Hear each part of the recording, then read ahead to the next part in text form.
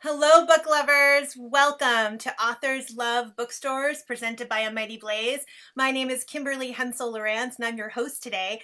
If you're watching with us live on Facebook, please feel free to ask a question in the comments below the feed, and we'll get to as many as we can.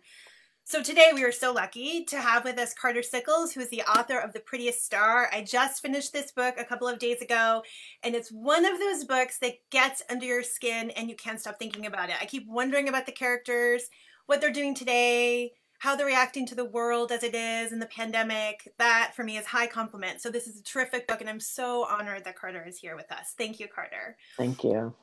And also with us today is Greg Kornblue, who's the owner of Downbound Books in Cincinnati, Ohio. And those of you who watch Authors Love Bookstores, you know the drill. We get to bring on an author we want to talk with, and they bring on a bookstore that they love. And then we chat about books and we talk about why indie bookstores are important. So thank you for joining with us. So let me tell you a little bit about Carter before we begin. So Carter Sickels is the author of 2 novels. His debut, The Evening Hour, was an Oregon Book Award finalist and a Lambda Literary Award finalist, and it was adapted into a feature film that premiered at the 2020 Sundance Film Festival. His latest release, book cover, The Prettiest Star, again, so good. You have to read it. It came out last month and it's been getting so much buzz. It got a Kirkus starred review. It's described as powerfully affecting and disturbing. Oprah's magazine described it as 31 LGBTQ books that'll change the literary landscape. Entertainment Weekly called it one of the 50 most anticipated books of the year. It's an Indie Next pick. It's Book Riot's most anticipated LGBTQ books of 2020. Atlanta Journal-Constitution called it one of the 10 Southern books they can't wait to read in 2020. And my personal favorite, Bitch Media, said this is one of the 27 novels feminists should read in 2020. You should read it any year, not just this year, but definitely read it now. Carter's essays and fiction have appeared in a number of publications. He is the recipient of the 2013 Lambda Literary Emerging Writer Award, and he's also an assistant professor of English at Eastern Kentucky University. Wow. I need to take a breath. And so with us also again is Greg Kornblue, who's the owner of Downbound Books in Cincinnati, Ohio. So welcome, Carter. Welcome, Greg. Thank you. It's great to be here. So Greg, I have never been to Cincinnati, and I'm sure that there are some viewers with us today who may have not also had the chance to visit your city. Can you tell us a little bit about where your bookstore is located, the neighborhood, the community that you serve? Sure, yeah. Cincinnati is bigger than people think. And, we are in a neighborhood called Northside, which is sort of on the west side of town, 10, 15 minutes north of downtown, just north of the University of Cincinnati campus. Okay. And it's a neighborhood that has, it's pretty diverse neighborhood, a lot of families, and a lot of the businesses that have been here for a long time that have really stuck have been restaurants and bars. There's a real bar scene here. There is some retail that's starting to, that's been doing pretty well as well. We are just a block from Shake It Records, which is one of the best record stores in the country, and they have been amazing since we opened, sending people here. This is I don't know, it's just a neighborhoody spot. Cincinnati has neighborhoods that feel like neighborhoods, and Northside is one that, you know, I lived in my early 20s, and then I was gone for a while, and then when I came back, it was pretty much the only spot I imagined living, the only place I could imagine opening this store. Now, you opened the bookstore in October of 2019, so we're still in your first year of being a bookstore owner. Yeah. And it's been quite a year. Yeah. A little bit different than you had imagined. Yeah, and you know, as far as how bookstores have done this year, we've had some real advantages. So I actually think that we have hung in pretty well. I mean, one of the things in our favor was that we are so new that we sort of picked new systems, and so we didn't have a website until February, and then suddenly in March we desperately needed it. But the system that we picked had a great built-in website. A lot of stores that have been around for a long time had to really hustle to be able to sell books online. And then the other thing that was really in our favor was that in Ohio, bookstores were not essential, but I live upstairs. So I was here as working from home, and I was busy. Everybody was stuck at home and we had books and puzzles. So, and I was here by myself for almost 3 months, like every day, and would get orders for whatever we had, or people were still placing special orders. And then every day I was doing deliveries in the neighborhood, just leaving things at people's door, and running to the post office. And I think that we, partly because we're so small, partly because of those couple of things that were really in our favor, we have weathered COVID better than a lot of stores have been in a position to do. So I'm definitely relieved. I was obviously, like any small business, I was pretty worried in the beginning, but we've been okay. So it sounds like you really benefited from having a strong community in which you were based, that people wanted you to survive. For sure, yeah. People were definitely glad that we were here and wanted us to make it through this. So we were hearing from a lot of people that wanted to be sure they were supporting us. We got a lot of new customers. A lot of people hadn't known of us even, because we're pretty new, and I maybe have not been as good at local marketing as I should. But we had people finding us all the time because their neighbors were telling us that we deliver and that we had this and that in stock. And so we had definitely a lot of people showing up that hadn't heard of us, and hopefully those people are going to stick around with us. I mean, it's bookstore, I think, should be part of a community, and you build a relationship with the community. And we had just started doing that when we opened, and in a weird way, I think that the pandemic has definitely strengthened and deepened that relationship. Carter, why is it that you wanted to talk with Greg and Downbound Books today? What's your relationship with the store? Tell our viewers why the store is special to you. Sure. Yeah. Well, my home base is Lexington, which is about an hour and a half away from Cincinnati. But my husband works in Cincinnati. So I was, before the virus, kind of going up there pretty regularly. Now he's working from home, so I'm not getting to Cincinnati as often. But I guess, Downbound Books opened just a few months before COVID-19, and Greg and I were planning. I'd sent him an arc of my book, The Prettiest Star, and we were planning that I would do a reading, I think in April, right? That was at this fantastic bar, the Comet, in the neighborhood. And of course, that was canceled. It was also going to be a fundraiser for this local AIDS organization called Caracol. So we were really looking forward to that. Of course, that was canceled, but Greg's just been so supportive of my book, and he still, when he sold the book, a percentage went to Caracol. And, it's located, as Greg said, it's in this really rich, like culturally rich neighborhood. And, I wanted to amplify the store because it's not getting a lot of foot traffic probably right now. And of course, I always want independent bookstores to succeed. So, Carter, I really appreciate you inviting me to talk today. And I don't know, I know that that I was disappointed that we weren't able to have that event, but Kimberly, the bar it was going to be at is called the Comet, which is like the bar I grew up in. Where I spent every night in my early 20s and most of my money. And so the owner of that bar is my landlord here at the store, and so he was going to let us have offsites there because we're pretty small here. But it was, not only is this a bar that I like a lot and that Carter likes a lot, but anyone who's read this book, or just you can see from the title, David Bowie is a big part of this book. And Ziggy Stardust was on the jukebox there and still is on the jukebox there. And I used to play the shit out of that.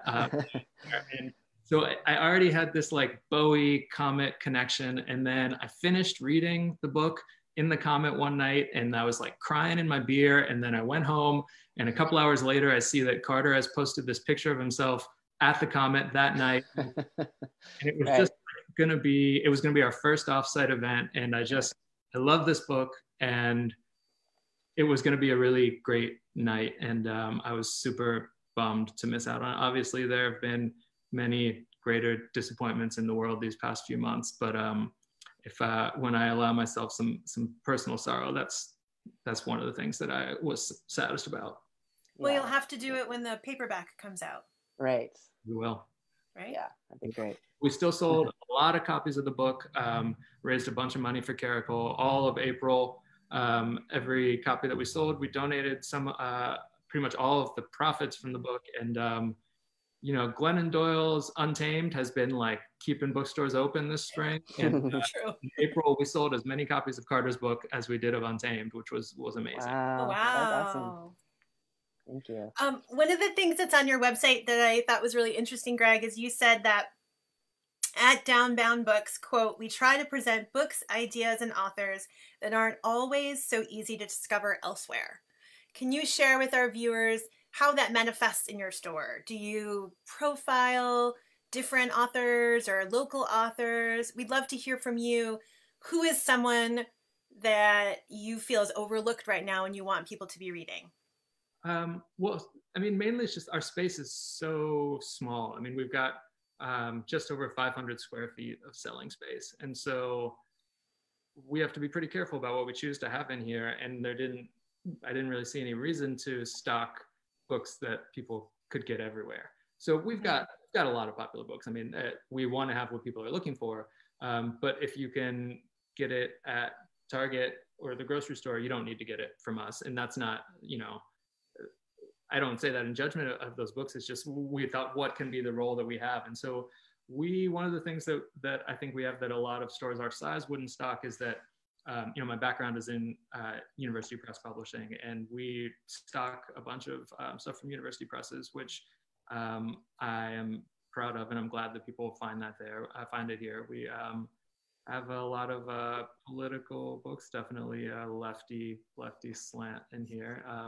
We have a strong poetry section that I have had some good help from friends curating. And then we've got a lot of great cookbooks that my coworker Sarah curates. A lot of the kids' books that we have are like picture books that deal with social issues, family issues, things that people, you know, are not the books that are necessarily the easiest to find. We don't stock things like, you know, that everyone has. We're happy to get it, but like, I've got a very small area for kids' books, so I don't give that space to Harry Potter and Dogman, even though I'm happy to get those books for folks. So we just try to make sure that we're going to have, you know, some things that people want, but also always have some things that people can find that they weren't aware of. Great. So definitely the kind of place where if you're not sure what to read next, you'd be the best store to go to, because you'd have probably things that readers might not have heard of before. Yeah, and we try to make sure that we can stand by everything that we have in here. So we don't have a staff pick section because the store is so small that we wanted everything to feel like a staff pick. And so that makes it, you know, fun when we're choosing what we stock, but it also means that like we think pretty hard about every choice, because the most valuable thing we have is our footage of shelf space, and we don't have that much of it. So if we're gonna put a book here, we've got to, you know, think it's good for someone. Great. So one of the things our viewers always want to know is what is popular, what other people are reading. So Greg, can you tell us what you see from your customers? What are they buying during the pandemic, now as we sort of, well, I guess we're still in the pandemic, but sort of as we hit summer? And then Carter, we want to hear what you're reading as well. Okay. For the first, like from March and April, we and into May, we sold a lot less like serious nonfiction than we would normally, and a lot more fiction, not necessarily like escapist light stuff, like serious books. People were picking classics and things that they wanted to get to. And then, you know, in the last few weeks, obviously everyone in the country has been looking to sort of educate themselves on racism and how to live an anti-racist life. And so we've been selling a lot of books that deal directly with that, and then just a lot of books by Black authors, a lot of kids books that feature Black characters and that are by Black authors. And actually just today we got in a big shipment of a lot of the copies of Ibram Kendi's book and White Fragility that people have been waiting for. So definitely what we've sold over the last few weeks is pretty different than what we were selling before that. And these are super important, good books, and really glad to see people buying them, and really hopeful that people are going to be reading them. Great. And what about you, Carter? What have you been reading during the pandemic? Yeah, I've been reading quite a bit. I mean, I think at different points in the quarantine, I felt that, and now with this kind of urgency of the protests against police brutality, there's been times where I found it difficult to focus, but books have been pretty nourishing and inspiring. So I wish I had them like with me, but I'd have to get up and go get them. But Okay. I'm reading right now a couple of things. Funny Weather, Art in Emergency, which is by Olivia Lang, these essays, and they're just super fierce and funny and smart short essays about, a lot of them are about artists and about resistance and queerness, and so I'm loving that. And then I about 100 pages into The Vanishing Half by Britt Bennett. Ooh. Just getting a ton of buzz, but I'm absolutely loving it, and just completely immersed in this story, and falling in love with the characters. So it's great. I just ordered that one yesterday. Oh, good. Yeah. So I realize we've been talking about how much we love your book. Greg and I have been saying that, but we haven't actually asked you to tell viewers what it's about. Sure. We've just been raving. So can you give our viewers an explanation of your book, a summary of it? Yeah, great. I'll hold it up to you so everyone can see this fantastic cover. It's published with Hub City Press, which is a small independent press out of South Carolina. And the book takes place in 1986, and it follows Brian Jackson, a young gay man. He's been living in New York City for 6 years. He's lost his lover and friends to AIDS, and he himself is HIV positive. And he returns to this small town in Ohio, in Southeast Ohio. And it kind of follows him and his mother, Sharon, and his younger sister, Jess. It switches from their perspectives. And it looks at how it's kind of looking at the AIDS crisis from that time, but through a small town lens. Mm-hmm. I thought you did such a terrific job with the voices. Thank you. I may have been a 14-year-old girl in 1986, and that character rang so true to me. Like and the mother and the grandmother, I just thought they were all so beautifully drawn. Such a good book. Thanks. And it's such a strange time for the book to come out, right? I mean, it is. Pandemic. Yeah. Pandemic, and I wonder. I'm sure that you've thought a lot and talked a lot about that, but I wonder what that's been like for you. Yeah, I mean, of course, like all of us, I had not expected this, and this is not what I thought the book launch would look like. It came out in May, and I think in some ways, I think the book is resonating, in ways that, in different ways than it would have before. Of course, AIDS and COVID-19 are completely different, and I think the responses to them are very different, but I have been thinking about it quite a bit and seeing some parallels, especially like government kind of lack of response, and I don't know, I think too, like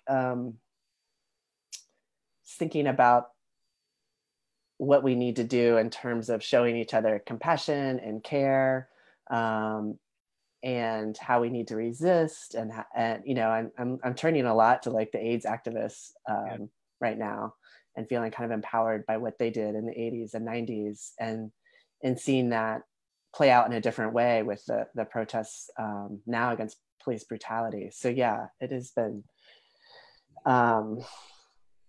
very surreal for the book to come out during another kind of global pandemic. I mean, I was in 1986, I was 6 years old.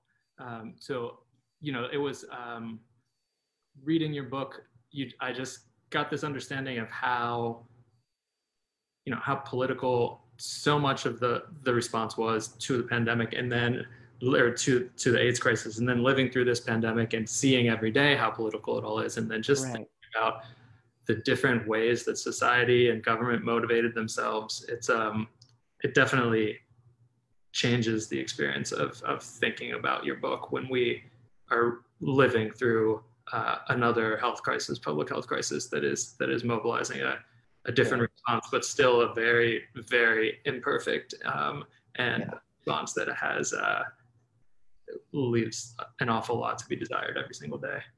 Yes, absolutely. And I think your book also examines how entrenched homophobia is, especially in Brian's family, and how people can't let go of it, even when facing the fact that they have a person in their own family who's gay. And if anything, that should be a turning point for them. And yet they seem to dig deeper, right? In their fear and their distrust. And I think there's such parallels for today.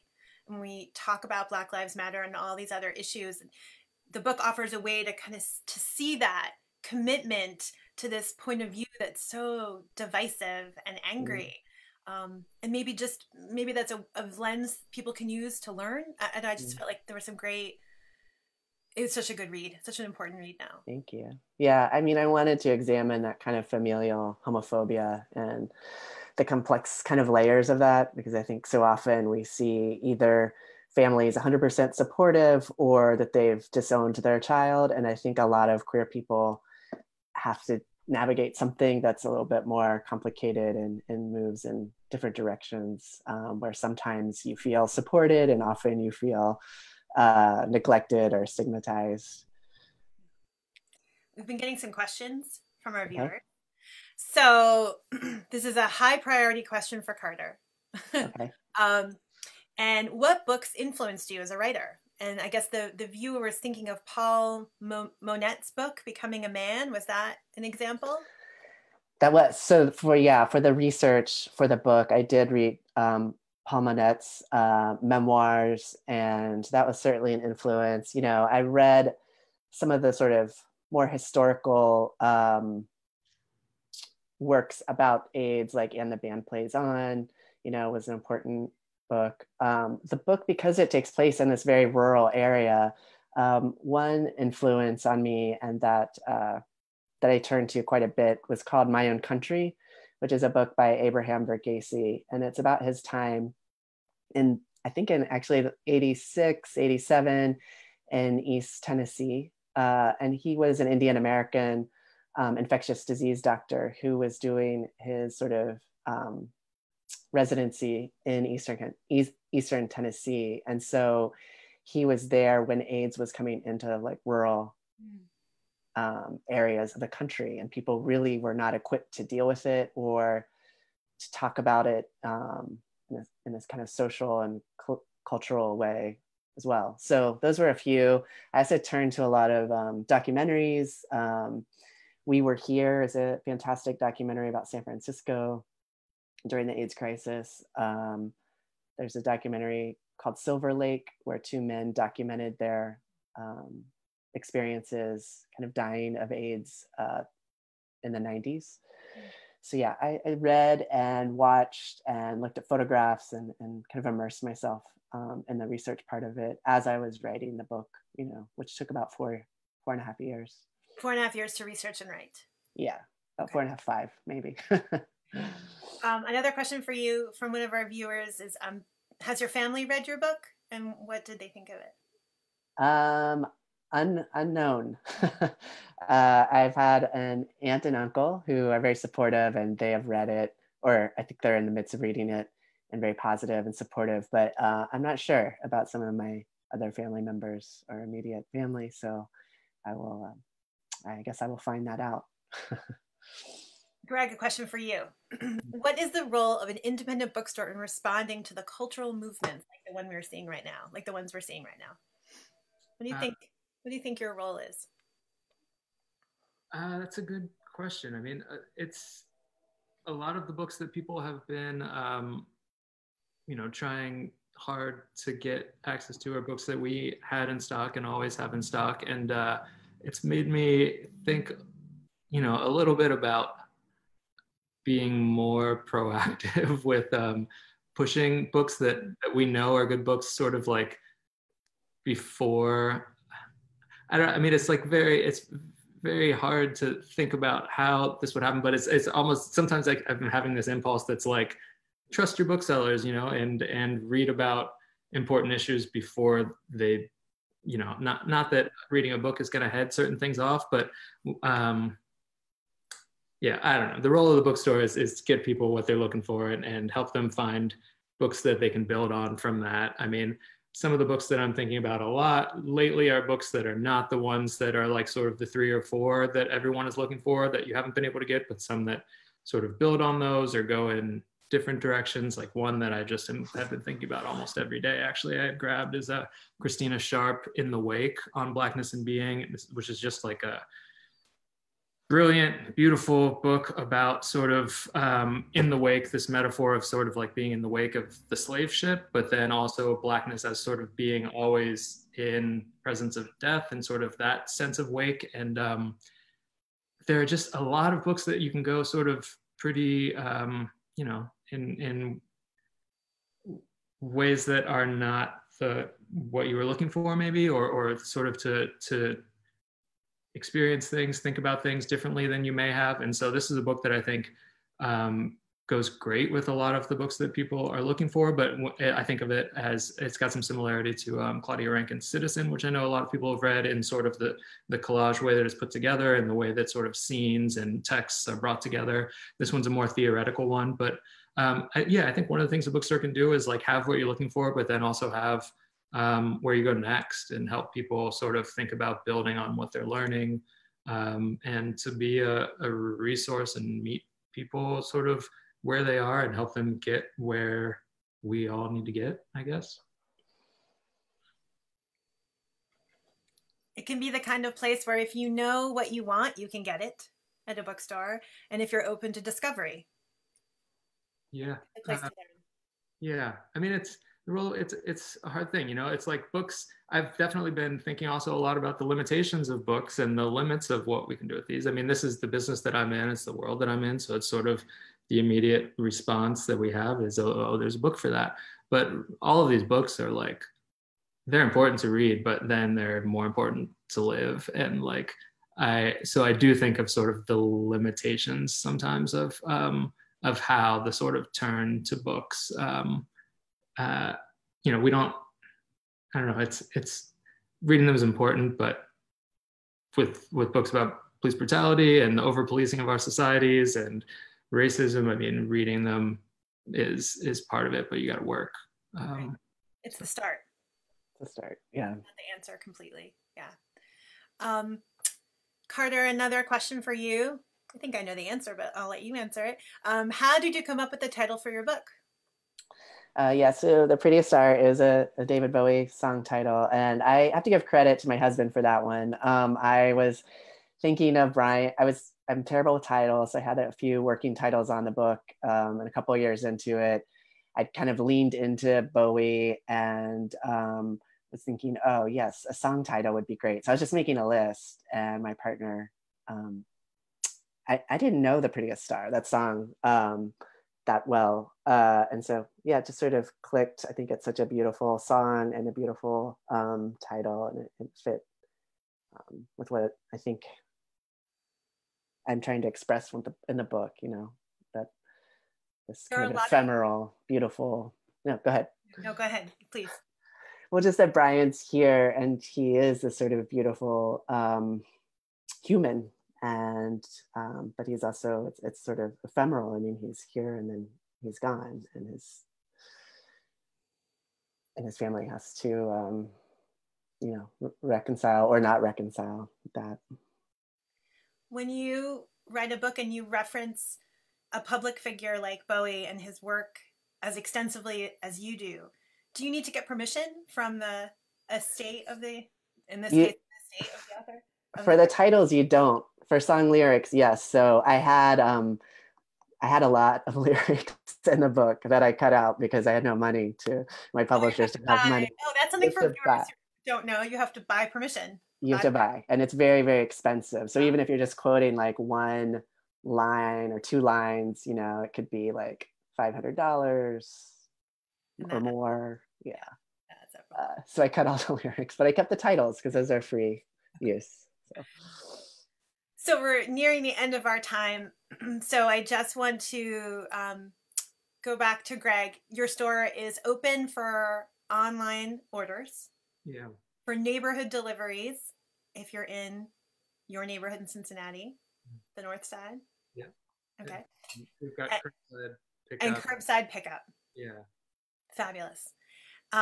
Anything else that book lovers can do to support your store? You know, I mean, I would love if folks came to us, but support the store where you are. I mean, indies are, you know, we're anchors in our communities, or we aim to be, and need support from our communities for to continue doing that. So we're happy to have anyone come to us, but if you've got an indie you love that's nearby, go to them. Excellent. Shop local. Shop indies. Viewers, thank you so much for being here today for Authors Love Bookstore.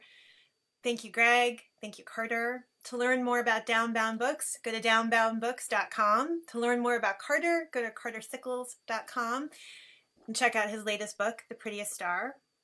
Please join us back here next week. We're all going to hold the book. Please join us back next week for another issue, another edition of Authors Love Bookstores, presented by A Mighty Blaze. Until then, be well and keep reading. Thank you. Thanks. Kimberly.